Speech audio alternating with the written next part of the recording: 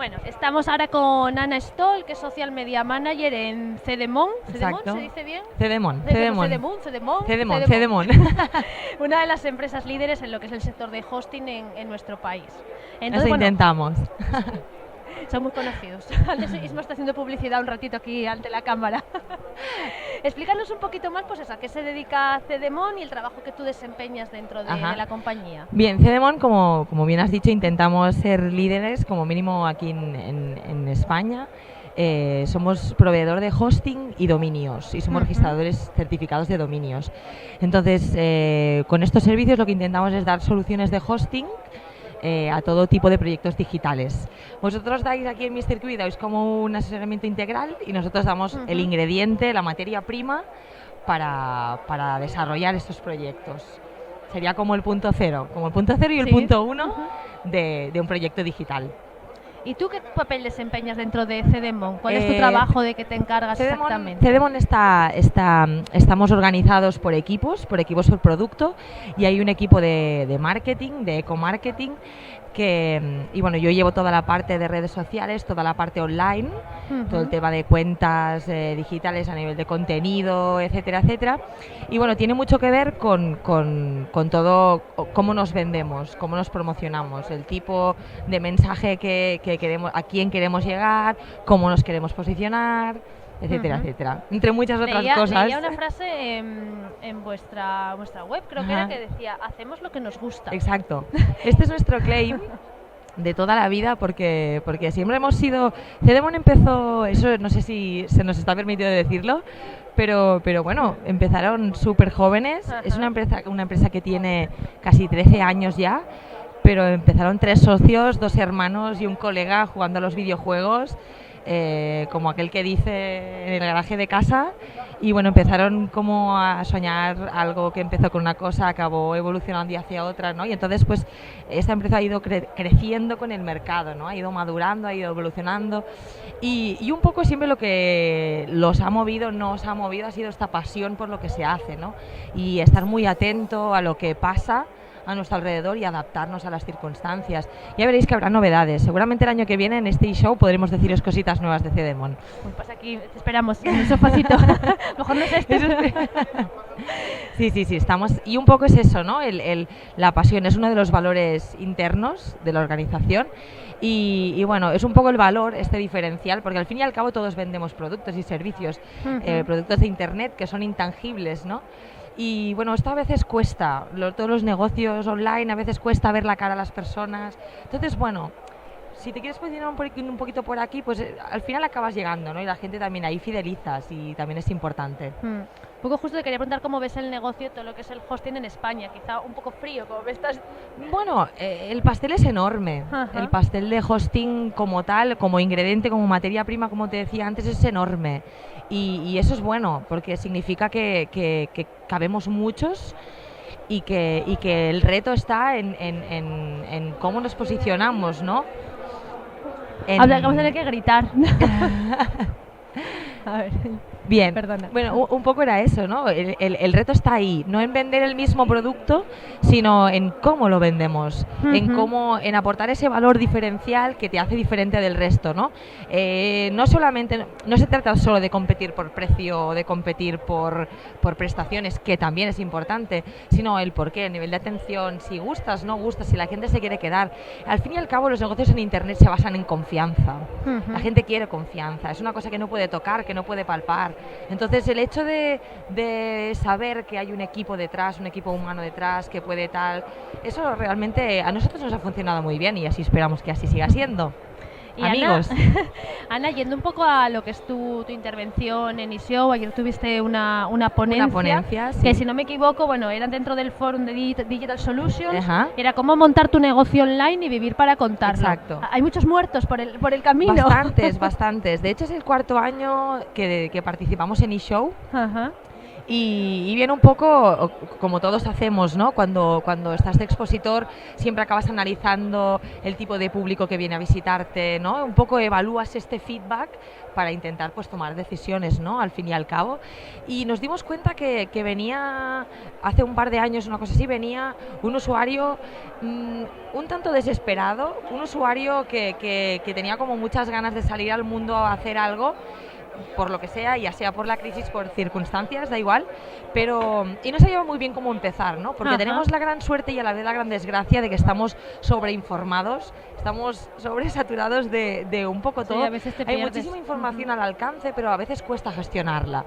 Entonces, tienes mucho input, pero quizás como, bueno, un poquito de orden, un poquito de hoja de ruta, ¿no? Y la gente venía como, a ver, pero si se me cae un dominio, ¿qué pasa? Y es como, no, es que los dominios no se caen, lo que se cae es el hosting, ¿no? Entonces, intentar, pues, dar estos 4 tips muy básicos para este usuario que bueno, que quizá no tiene todavía mucho recurso, que lo que tiene es una idea muy buena y esa pasión, ¿no? Y entonces ahí había como un amor, ¿no? Un enamoramiento entre el usuario y nosotros, ¿no? Entonces venía ahí con muchísimas ganas, que no tenía quizá ni pajolera idea de lo que tenía que hacer.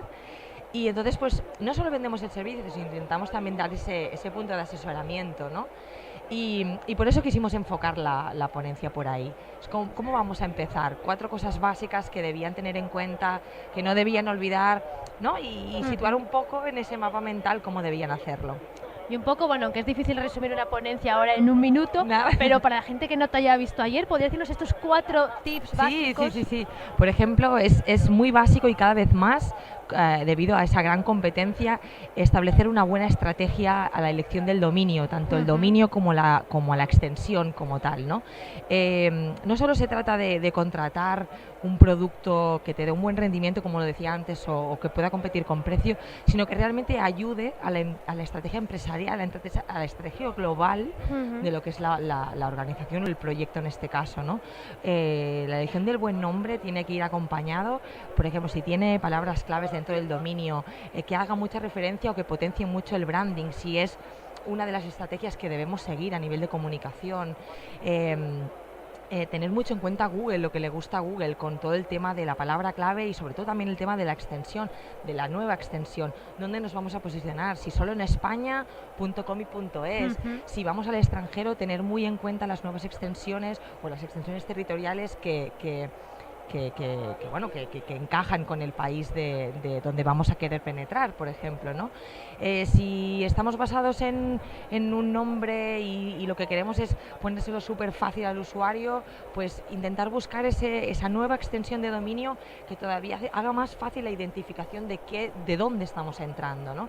Al fin y al cabo tenemos que darnos cuenta de que el primer impacto es la primera vez que ponemos el nombre en el buscador, ¿no? Y ahí ya estamos captando, ahí ya estamos intentando vender. Al fin y al cabo no tenemos que dejar de vender en ningún momento, ¿no? Esto por un lado. Después, conocer muy bien el tipo de hosting que necesitamos, qué pretendemos con nuestro proyecto web, ¿no? O sea, conocerlo muy bien. Quizá estamos pagando por un servicio de hosting que está sobreoptimizado para nuestras propias características del momento, a lo mejor de nuestro año. A lo mejor podemos ahorrarnos ese dinero, invertirlo a lo mejor en otra cosa, en SEM, en campañas, en lo que sea, ¿no? O sea, diversificar bien ese presupuesto en función del punto en el que estamos y de las necesidades. Tener en cuenta el por qué perdemos ventas, tener muy en cuenta la usabilidad web, el posicionamiento, tener muy en cuenta al final el marketing de personas, ¿no? Que también el compañero Isma de Mr. Kiwi lo estaba hablando, ¿no? Que al fin y al cabo trabajamos con personas, que no por el hecho de tener un proyecto online no hay esa o deberíamos no perder esa proximidad, ¿no? Que nos da a lo mejor el negocio más físico. Y bueno, ¿qué más? Más cosas dijimos. Sobre todo utilizar las herramientas que tenemos al alcance, herramientas gratuitas. Sobre todo estábamos muy enfocados a gente que tenía pocos recursos económicos, ¿no? Entonces las redes sociales dan para muchísimo, para generar muchísimo contenido, para generar engagement, para empatizar, etcétera. Yo creo, si no es así, corrígeme, o sea, que la gente cada vez, digamos, quizá tiene recursos algunas personas, pero lo que no tiene son los objetivos claros. Exacto. O sea, que yo pensaba, si hay recursos, si hay intención de dar el salto digital, sí, pero a veces que tampoco saben elegir un buen dominio, elegir un buen hosting, porque no saben lo que quieren. Exacto, exacto. De ahí lo que decíamos un poco de la sobreinformación, ¿no?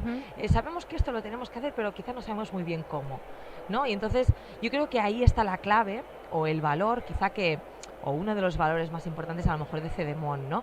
Nosotros de entrada, la idea no es competir de entrada por precio, pero sí por valor al cliente, ¿no? O sea, damos muchísima importancia, muchísimo énfasis a que un cliente, aunque todavía no sea cliente, pueda llamar, pueda incluso, ¿no?, ser el terapeuta del amor, ¿no? ¿Cómo es eso? Hay gente de verdad, o sea, hay una cosa interna que hace muchísima gracia que bueno, hay como un tablero de historias, de anécdotas que te puedes llegar a encontrar, ¿no?, con clientes, porque al final la gente está desesperada, la gente realmente... Los proyectos es una parte más de tu vida, ¿no? Y eso también se llega a la organización, ¿no? Entonces, si somos capaces de dar un buen servicio, de explicar bien en qué punto estás, yo pienso que es la clave. Y aquí en el stand lo hemos podido ver también, ¿no? Mucha gente venía, ¿cómo lo hago? Con la libretita, ¿no? El boli, vale, ok, punto 1, punto 2, punto 3, vale, me voy mejor, gracias, ¿no? Objetivo cumplido. Te voy a preguntar cuáles son los errores más frecuentes que comete una persona cuando se lanza en voy a montar mi e-commerce. Quizá uno de ellos es no pararse a pensar. Bueno, por ejemplo, no elegir bien el hosting, no elegir un buen proveedor, no comparar, quedarte a lo mejor con lo primero, con lo más llamativo. Yo siempre recomiendo desde un punto de vista de usuario siempre que prueben. Hay que probar mucho, comparar mucho. Tenemos la gran suerte que está en nuestras manos eso. Antes era muy difícil acceder a este tipo de información. Ahora estamos todos locos para que la gente pruebe, para que la gente quede realmente convencida, ¿no? Probar y preguntar. Preguntar, y realmente un cliente convencido es aquel cliente que se queda. Y uno de los grandes errores es el hosting.